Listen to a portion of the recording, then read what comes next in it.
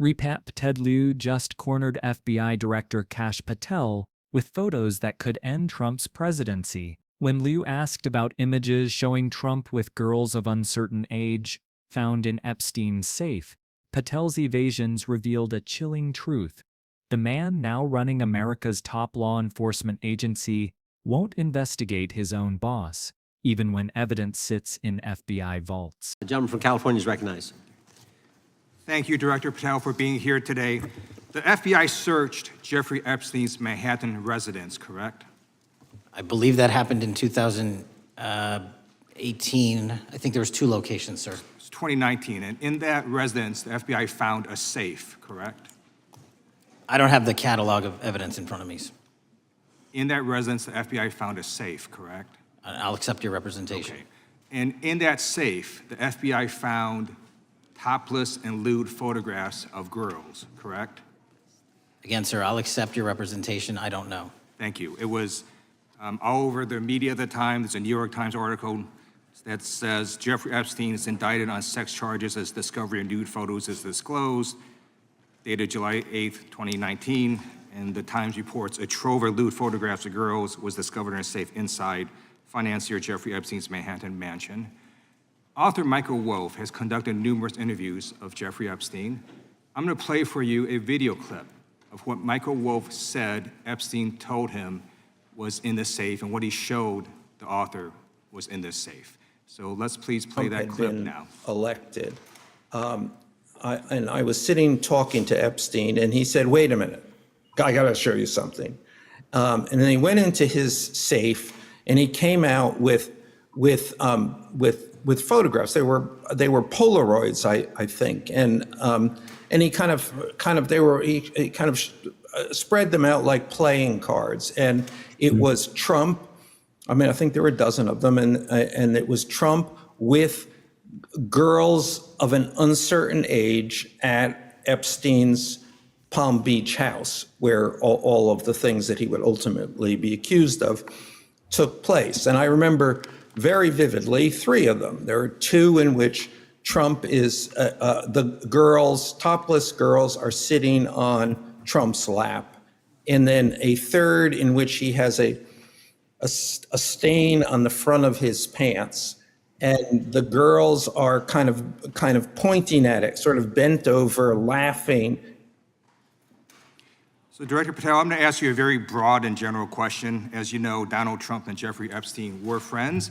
There are, of course, photos showing Donald Trump together with Epstein, correct? I don't have the entirety of the photographs, but I think they've been photographed in public together. All right. Are there any photos showing Donald Trump with girls of an uncertain age? No. How do you know that?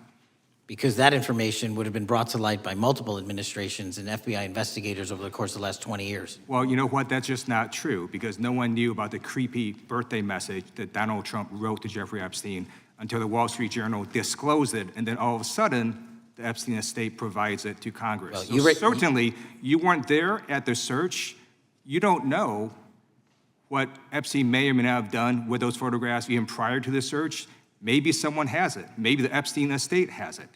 You raise a great point. So I'm going to ask you, have you asked to talk to Michael Wolff?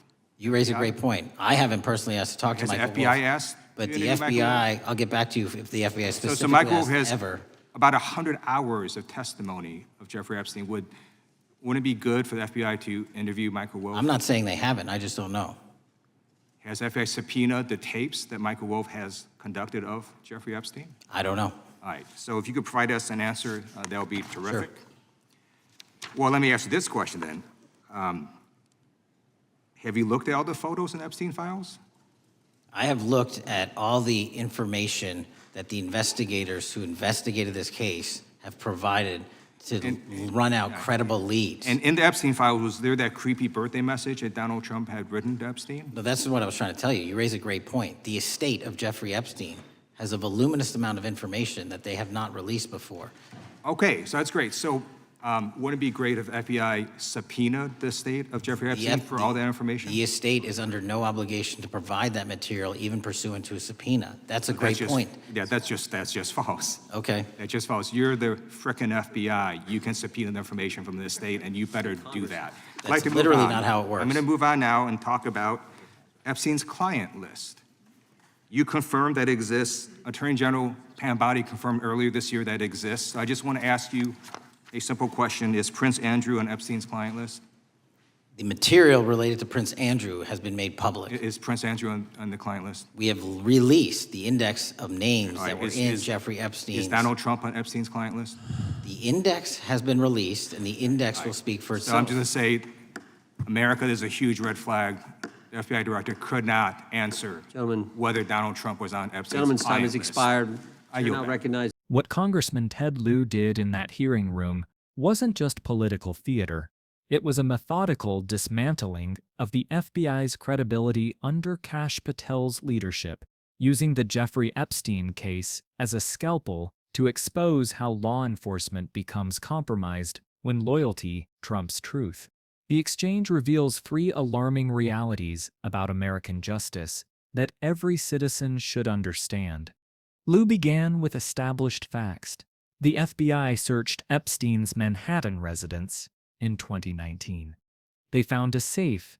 Inside that safe were lewd photographs of girls. These aren't disputed claims, but documented evidence that made headlines across major news outlets. Then Lieu introduced Michael Wolff's explosive testimony about what else was allegedly in that safe. Photographs showing Donald Trump with girls of uncertain age at Epstein's Palm Beach property. Wolff described seeing polaroids spread out like playing cards, including images of topless girls sitting on Trump's lap and a photograph showing Trump with a stain on his pants, while girls pointed and laughed. When Lieu asked Patel directly whether such photographs exist, Patel's response was telling. He didn't say no evidence exists. He said such information would have been brought to light by multiple administrations and FBI investigators over the course of the last 20. That's not a denial based on evidence. That's a deflection based on assumption. It reveals a fundamental misunderstanding of how cover-ups work and how evidence can be suppressed, destroyed, or simply ignored when politically inconvenient. Lieu demolished this reasoning by pointing to the Trump birthday message to Epstein that only surfaced when the Wall Street Journal discovered it, forcing the Epstein estate to provide it to Congress. This proves Patel's logic is flawed. Critical evidence can remain hidden for decades, only emerging when journalists or investigators dig deeper than law enforcement chooses to.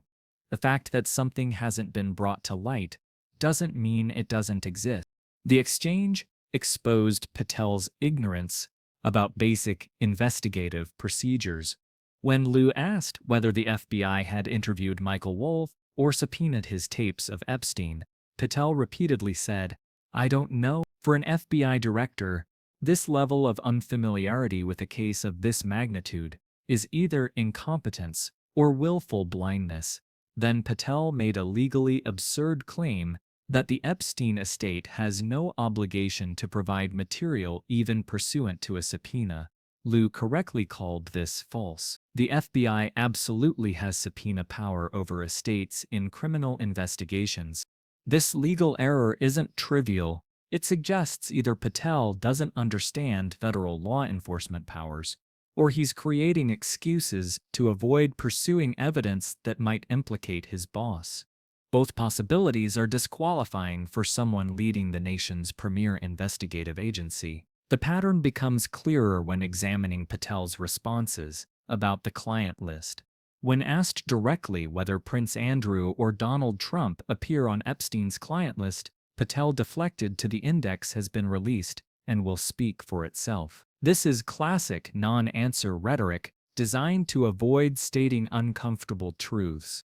The broader implications are staggering. If the FBI director won't pursue evidence because it might implicate the president who appointed him, what other investigations will be compromised? How many cases involving powerful political figures will be quietly buried or inadequately pursued?